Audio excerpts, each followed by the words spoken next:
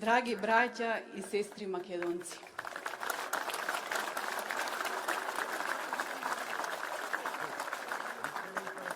Живеев живот во ночите на јавноста и сакав така и да остане. Мислев дека моето семејство дало доволно крв за Македонија.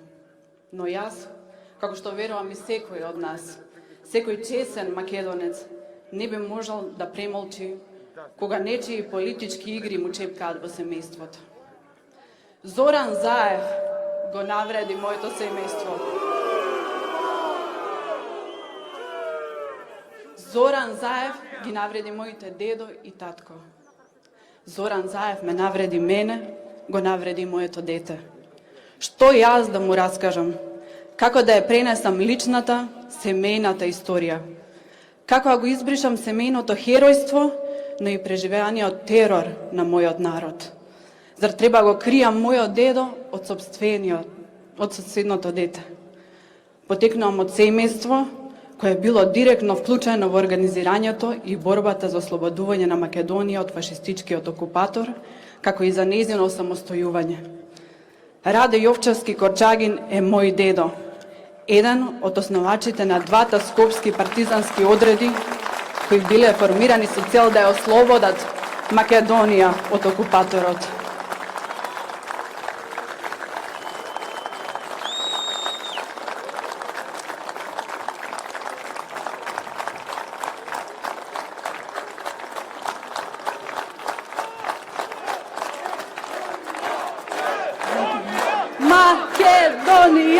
Македонија! Зарем македонците тогаш не можеле да разликуваат администрација од окупација, па формирале партизански одреди за да се борат против оние кои пријателски убивале и вршеле злодела низ Македонија. Поради неговите дела и борба за ослободување на Македонија од бугарскиот фашистички окупатор, два пати бил осудуван со смртна пресуда во негово отсуство. Бил ладнокрвно убиен од Анто Георгиев Антов, бугарски агент по наредба на бугарската полиција. Се прашувам дали за ваква администрација Заев сега сака ни наметне да мислиме дека ни помогнала во ослободување од окупаторот. Отворено го прашувам Зоран Заев, дали според неговото сваќање на историјата, во која инаку не се разбирал како што самиот рече, симнувањето на историските обележја и промена на 20-те табли на кои пишувало бугарски фашистички окупатор, значи почеток на менување до укинување на целата вистина. Значи ли дека неговата безрезервна љубов кон бугарската држава е вовед во второто убиство на Корчагин? Дали во интерес на добрососедството гимназијата Раде Јовчевски Корчагин ќе биде преименувано во Анто Георгиев Анто, убиецот на мојот дедо?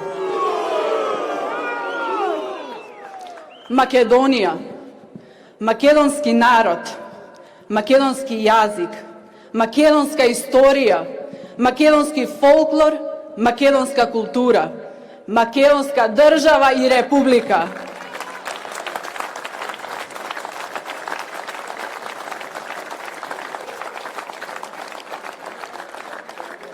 Дали болат овие зборови? Дали некому му параат уши кога ги слуша? Како македонка и мајка, се прашувам во каква Македонија ќе го оставам ова дете да расте?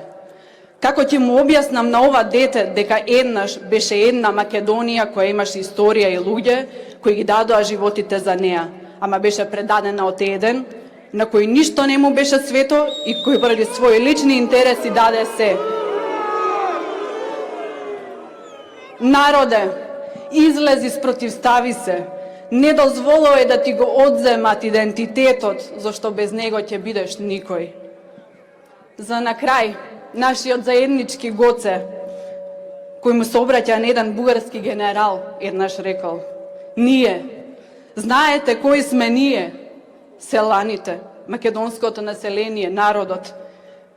Ние не можеме да правиме политика, нито да дозволиме други да прават политика со Македонија.